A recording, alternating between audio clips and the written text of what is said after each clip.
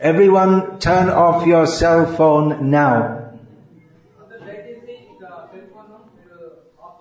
Off now. Including the sound wallers. No cell phone. Oh, heart attack. Shock. The necessities of life. Food, clothing, shelter, cell phone.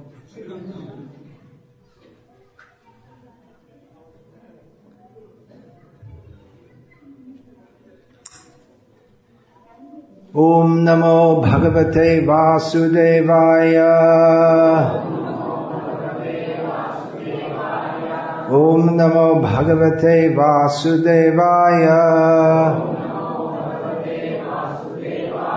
Om Namo Bhagavate Vasudevaya. Do we have more chairs? There's one lady standing here. Thank you very much for the enthusiastic welcome by chanting Hare Krishna, Krishna Krishna, Hare Hare. Hare Rama, Rama Rama, Hare Hare.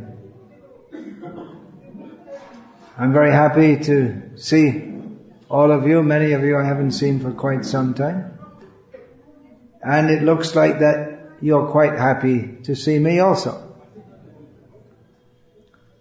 And of course, the happiness comes, anyway you're happy, by chanting Hare Krishna.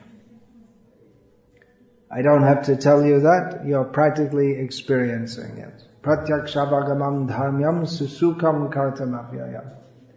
Practically it's experienced how this practice of Krishna consciousness makes us happy. Srila Prabhupada often said, chant Hare Krishna and be happy. And we might think, well, it sounds very simple and very shallow. But not only can it be practically experienced, but if we go to the first part of this verse, Raja Vidya Raja Guhyam Pavitramidam Uttamam. This chanting Hare Krishna and being happy is the highest knowledge, and it's based on great philosophy, which is the purest of all. It's a great philosophy, it's very, very simple. What is that? That we are all eternal living beings, Krishna is supreme, we have to serve Him selflessly. Pretty much that's the whole philosophy of Krishna consciousness. Just in 3 propositions. But it's so difficult to understand. Bahunam janmanamante jnanavang mam prapadyate vasudeva sarvamiti samahatma sudurlabhaha. There's a newly born Mahatma. Hope he's going to understand this philosophy. Being born in a Vaishnava family. After many, many births, Tatratam buddhi sam, what is that? Suchinam srimatam gaye yoga brashta vijayate. Tatratam buddhi sam yogam labante. Labate pauravadehikam. Someone is born in a good family, suitable for cultivating Krishna consciousness, and then they automatically pick up that understanding from the previous life.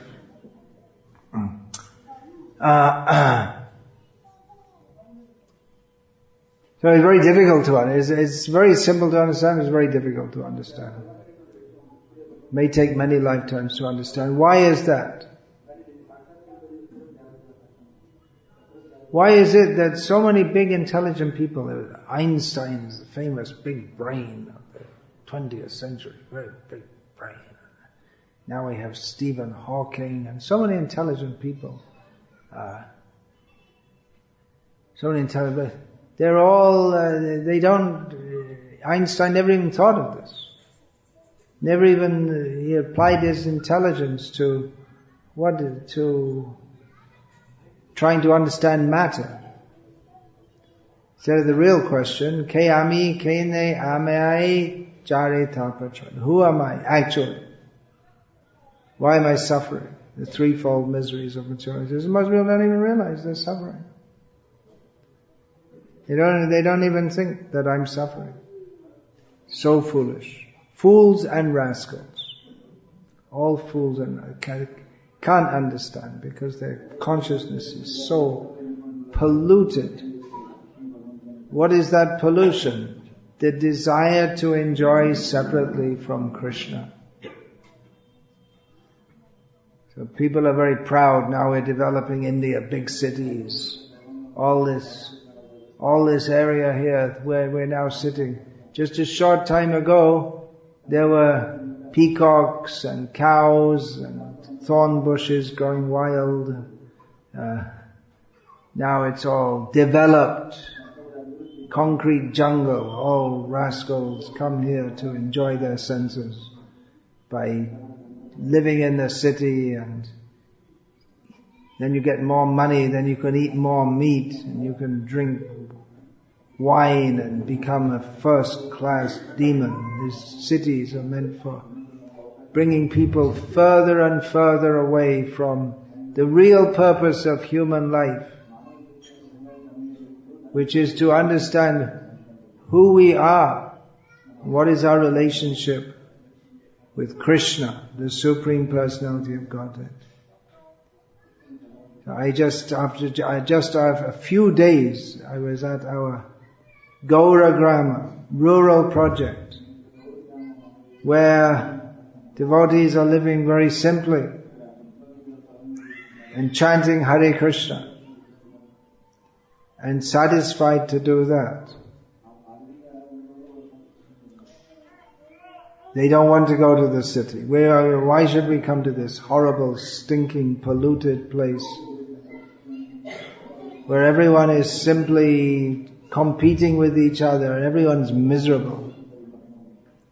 The only reason to come here is to preach Krishna consciousness. Otherwise there's no need to live in this completely frustrating situation. What is the benefit? Everyone has come here. But they're all simply frustrated. You can see on the faces of the people. The face is the index of the mind. How full of tension and unhappiness. Even materially speaking, they're not happy. Just opening a shop, doing some job,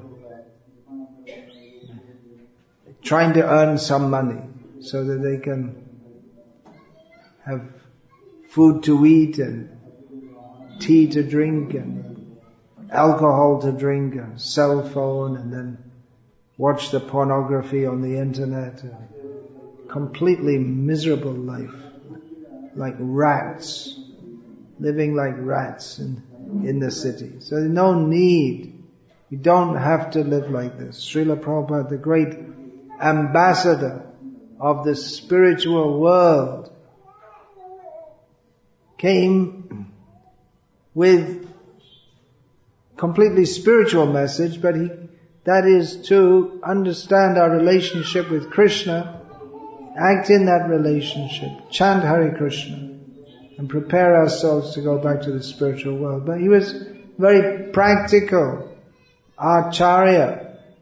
He taught us how to live. We don't even know how to live as human beings.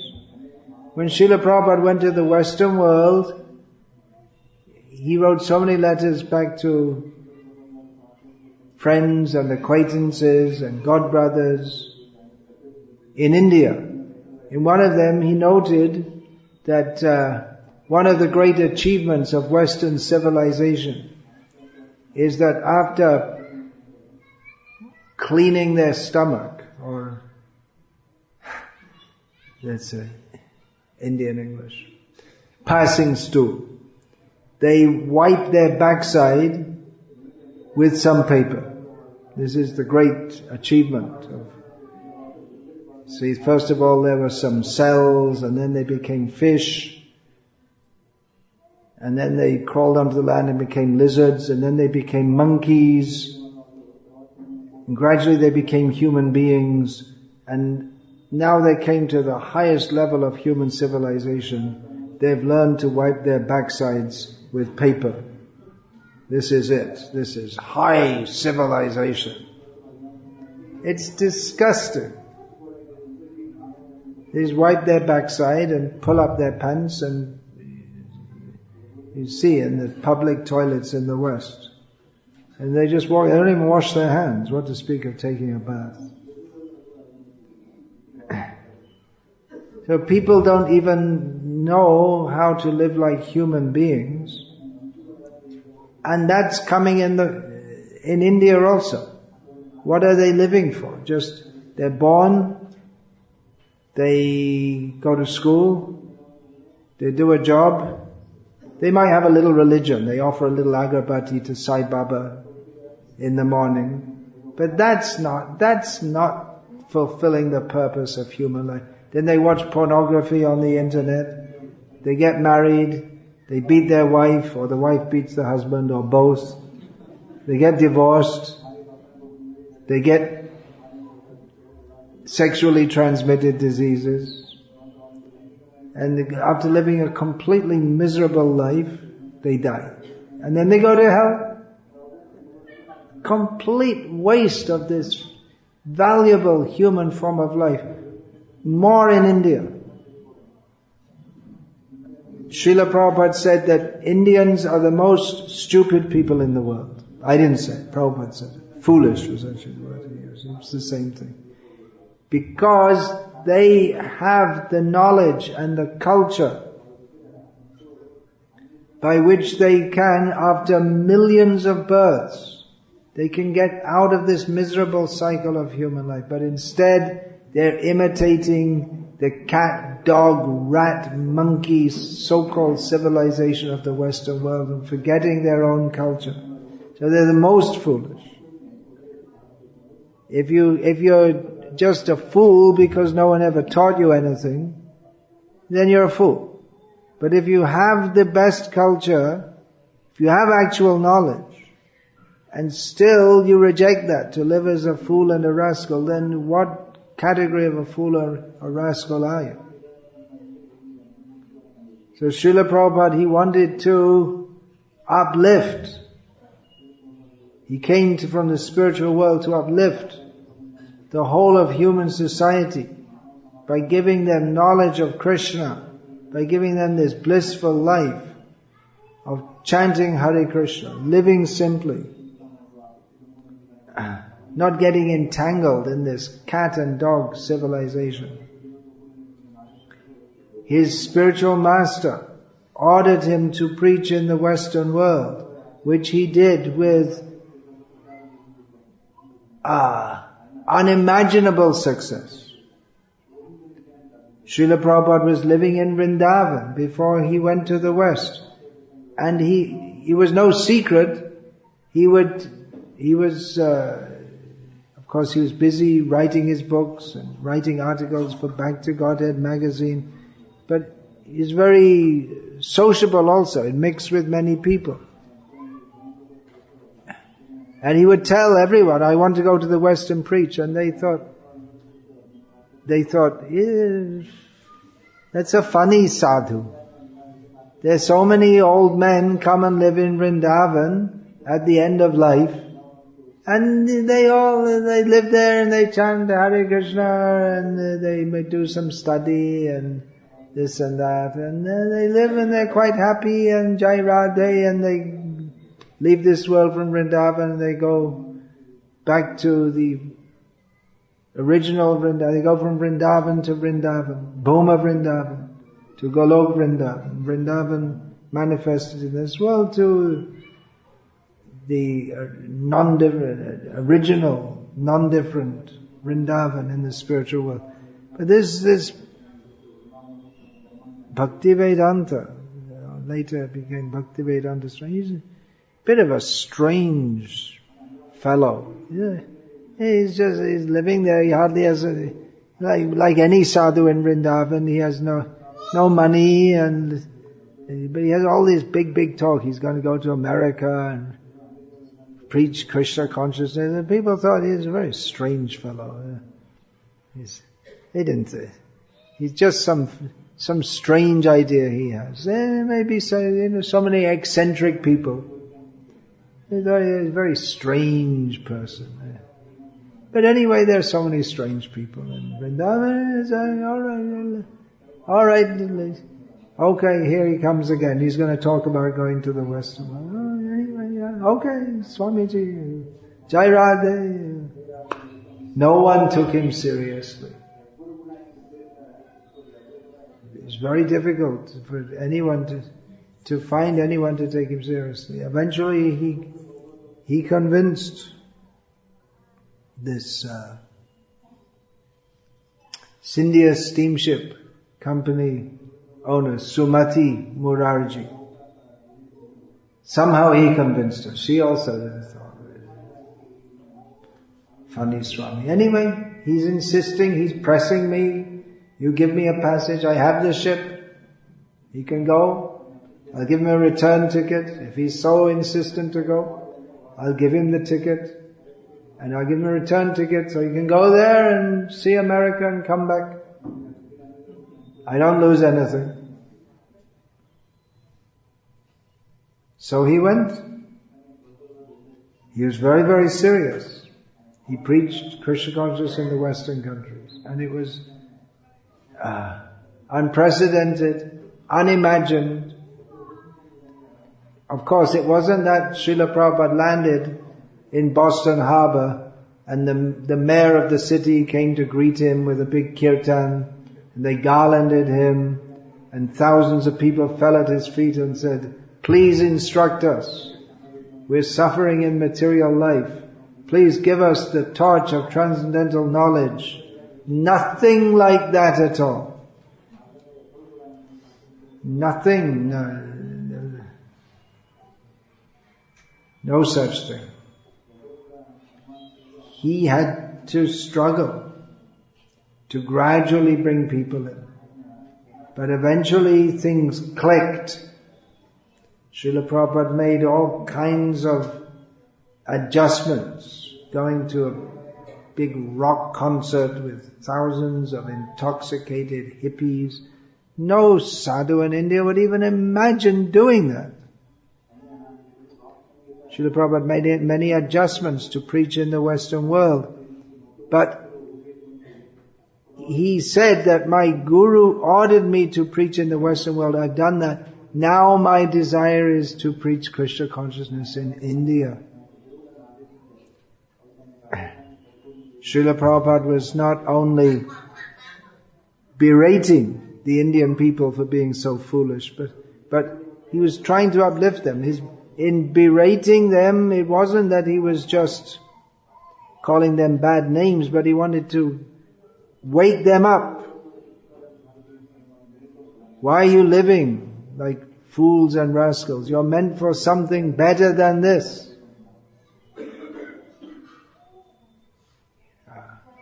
In Sri Chaitanya Charitamrita, there's the narration of one man who is very poor, but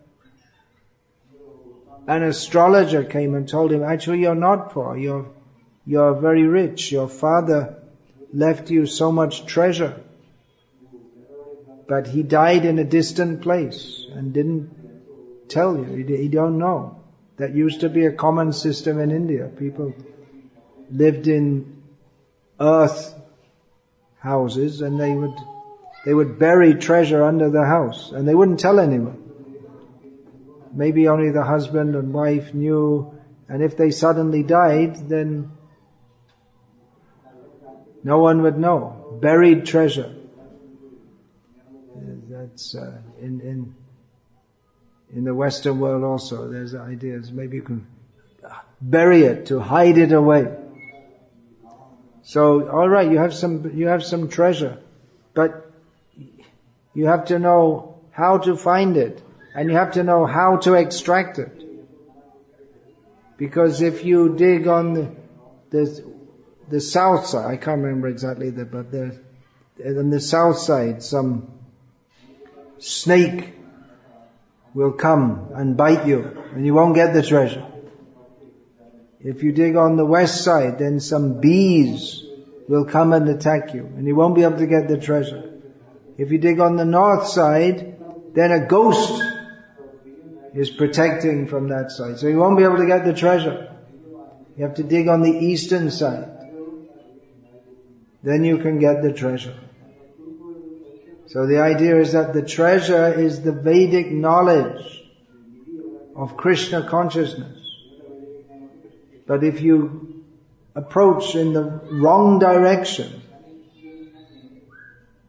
karma, jnana or yoga, then you won't get the real treasure.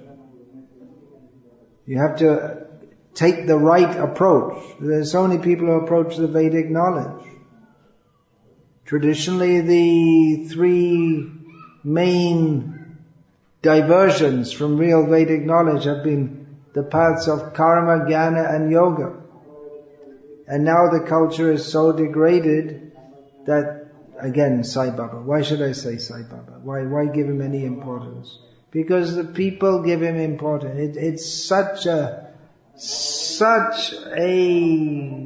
calamity, such a monstrosity, that people who are heirs, uttaradhikari, they're the heirs to this great treasure of spiritual knowledge and culture by which they can get free from birth and death and go to the spiritual world and live happily forever in Krishna consciousness. They're worshipping Sai Baba. It's just disgusting and disgraceful. What a disaster. And who's going to guide them properly? Well, on the order of Srila Prabhupada and in pursuance of his mission, his followers are trying to do so. At least some of his followers. Some of his followers are supposed to be followers say, no, don't speak about Sai Baba. Don't upset anyone.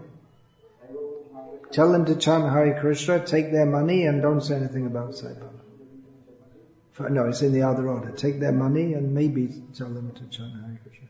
Don't upset them. But we should upset them, because their whole life is being spoiled by this nonsense ideas.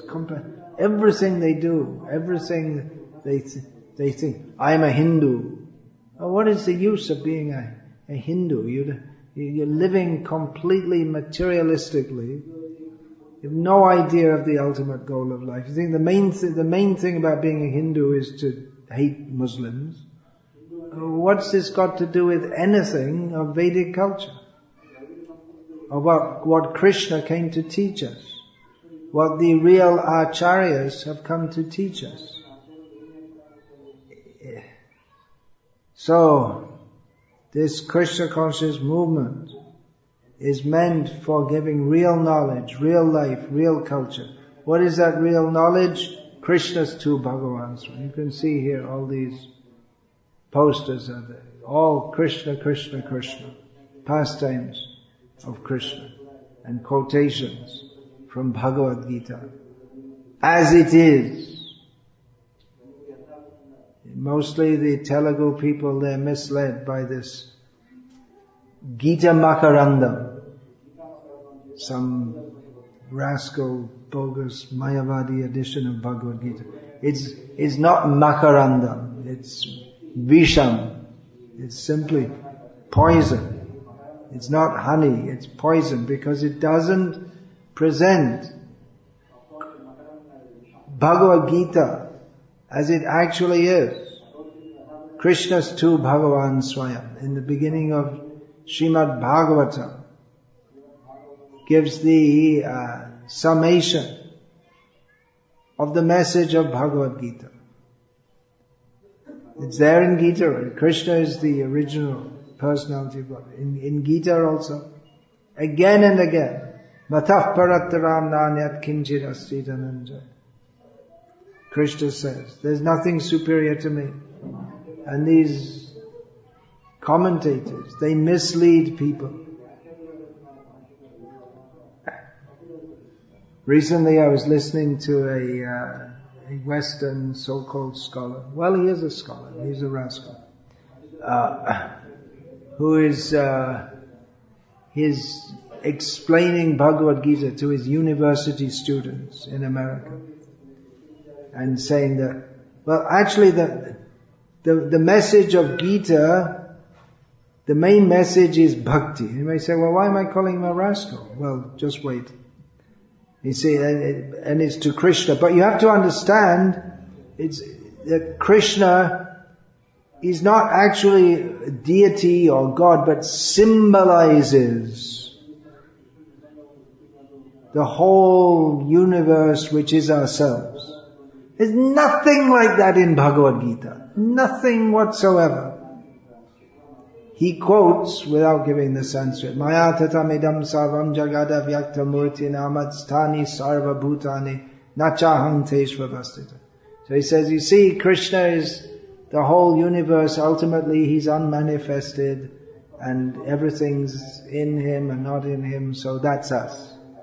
And completely bogus explanation. I wonder how can someone, and again he's insisting that you have to worship Krishna, remember Krishna, but always you have to remember, it's not some funny idea of some God, but it's the unmanifest and the whole universe which we're all part of.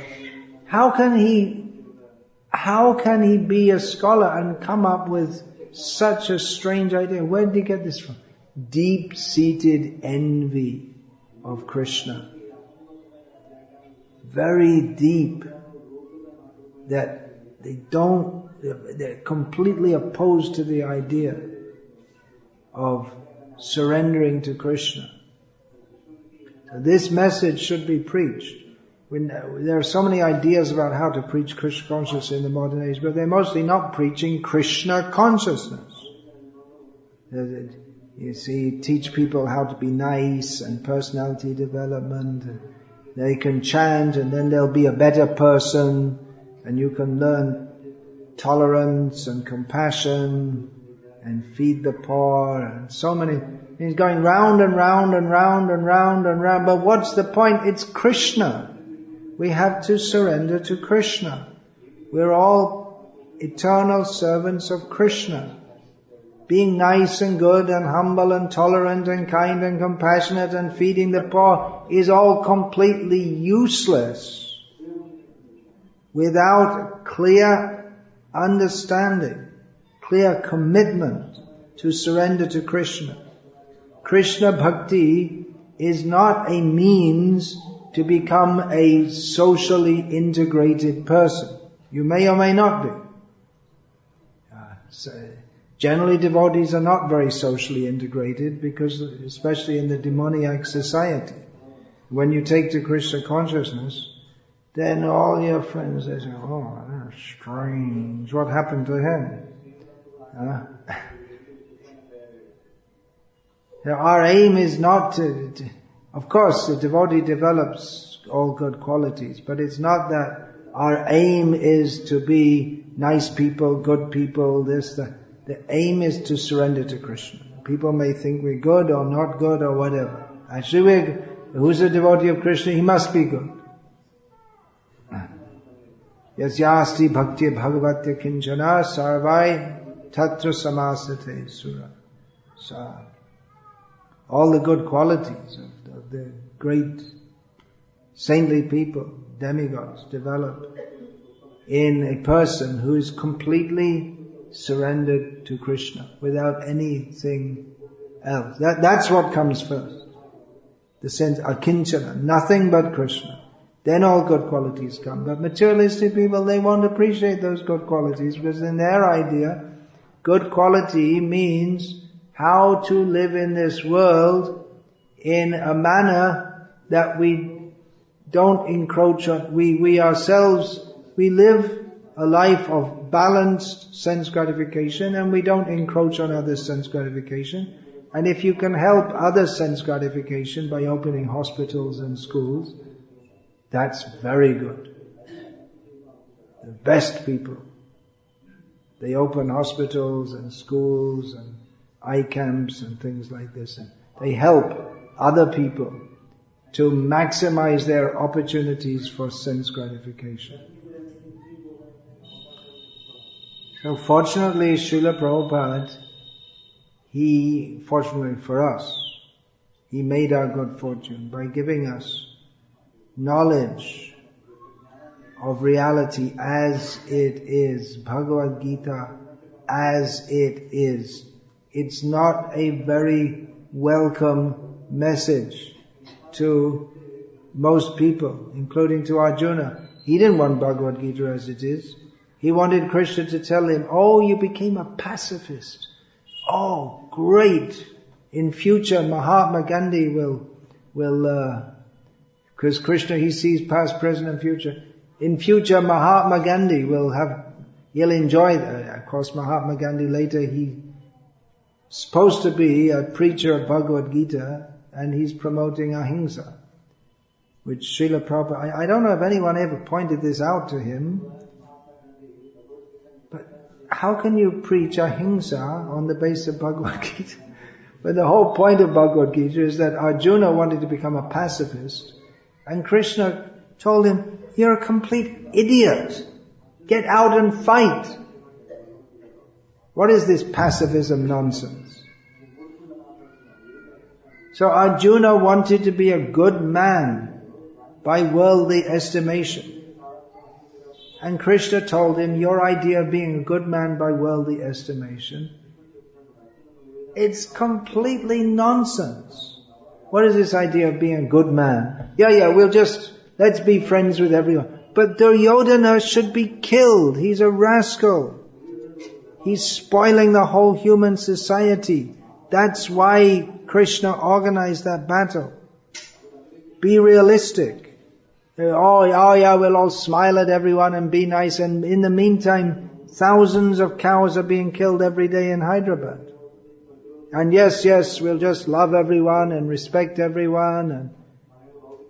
But this should be stopped. If necessary, by killing the killers. If necessary.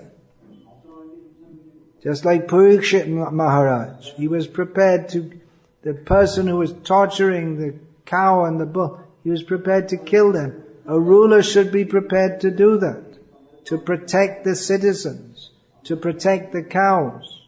Not just all this, be nice. Of course we're not.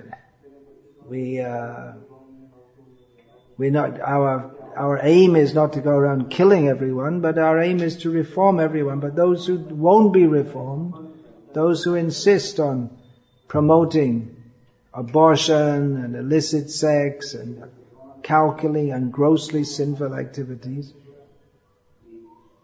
if necessary, they should be stopped by force. Of course, our movement's not in a position to do that at the present time. But the point is that some force is required. The idea of absolute non-violence, that actually destroyed India. Why is that? Because Buddhism became widespread. Non-violence.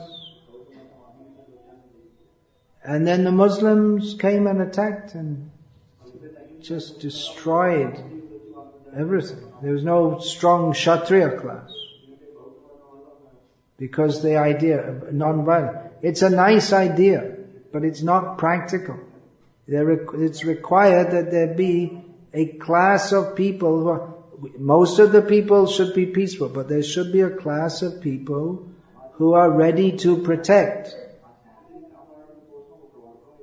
Otherwise, if everyone says non-violence, it just requires a few people to say, hey, we're not interested in non-violence, we're gonna loot you and kill you and steal your women and rape them all and enslave your children. and then you have nothing, you can't stop them. And there are such people in this world, and there will be such people in this world. So it's required that there is a class of strong and capable people who are willing and ready to check the miscreants. This is realistic. This is practical. This is Bhagavad Gita as it is. Realistic, practical direction for spiritual life and for living in this material world. Srila Prabhupada gave us this. Bhagavad Gita as it is. We should distribute it widely and understand it and teach it. That village where he came from, there's dedicated to teaching Bhagavad Gita as it is, so that the boys growing up there, they don't become like the boys growing up in the city or even in the village. There's not much difference now. It's all the same rascal culture is everywhere. They're simply interested in money and sex like monkeys. Saving them from that horrible life so they can grow up with purity and good character. Turn off your cell phone. Sorry, it's the only way. Again and again we have to say. Even little. See, we're asking people to lead a pure life, reform your life, and even they won't turn off their cell phone. How difficult it is to reform people. Even little instruction.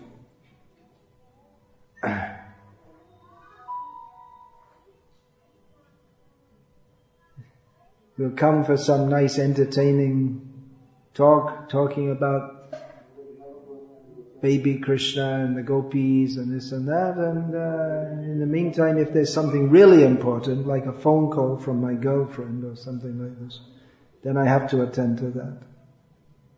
Such low consciousness, this so-called modern civilization, everyone in the lowest possible consciousness. Even if they think of being good, and then what do they come to? Sai Baba. Or opening some schools for teaching people how to go to hell. So what a great endeavor this is. What a great challenge this is that Srila Prabhupada gave us. To preach Krishna consciousness. Here in India it's become a great challenge also. People are so much enamored by this so-called advanced civilization. They don't care. They're living in a city, thousands of cows slaughtered. They don't care. What do they care? They've got their TV, their job, and their girlfriend, and what do they care? So, to lift people up, it's a great task. We have to attend that. On behalf of Srila Prabhupada. And at the same time, keep ourselves pure. Not ourselves be allured by this whole atmosphere. It's a very degrading atmosphere. So for yourself, your family, your children, if being in the city for preaching, that's the only thing worthwhile being in the city for. Otherwise, best. Aranyam tena gantavyam. Get out of it. Bring your family to the Krishna conscious village. Live peacefully. Grow our own food. Offer it to Krishna. Worship the cows. Tend to the cows. Live among devotees. See your children grow up as devotees with character, with culture, with spiritual knowledge. Otherwise, raising children in the city, very difficult proposition. How they'll be polluted at every moment by the whole atmosphere around them and the advertisements and all the other, you may be trying to raise your children in Krishna consciousness in the city, and all the other children around them are being raised to be absolutely in the lowest possible consciousness.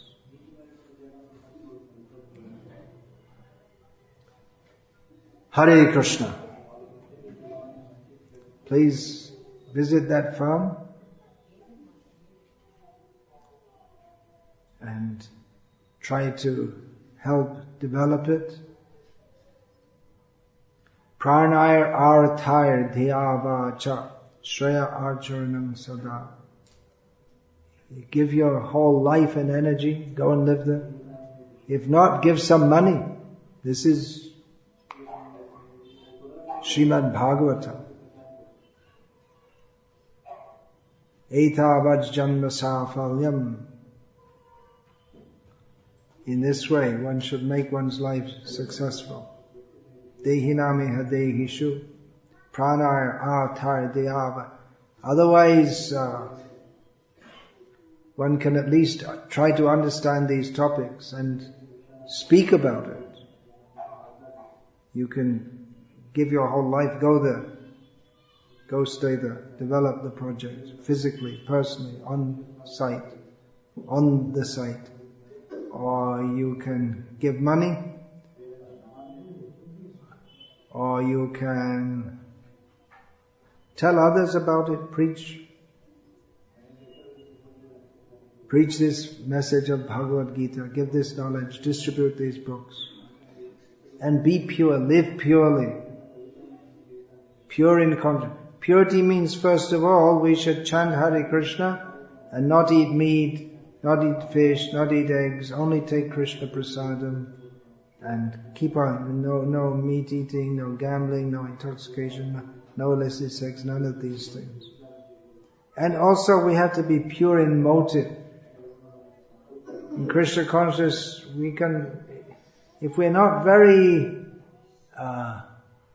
attentive to purify our motives, then we can go on with our materialistic consciousness even after years and years of chanting Hare Krishna. So we're more interested in our body and mind and social prestige and position and respect. We never really make any progress. So it's a great challenge Prabhupada has given us to ourselves become purified and to change the world. It seems like it's impossible. What are we going to do? Change the world. The whole world's completely in a different course, but it's possible by the grace of Krishna. If we're actually Krishna conscious. Yatra Yogeshvara Krishna, Yatra Partha Dhanadharaha, Tatra Shrir Vijayo Bhutir Dhruva Nitir Matir Mama. Where there's Krishna, the master of all mystic potency, he can do anything. And where there's Krishna with Arjuna, who's his great devotee, who's prepared to do everything, Karishe Vachanam Tava, prepared to follow Krishna's instructions completely, because he's completely convinced by hearing the message of Bhagavad Gita.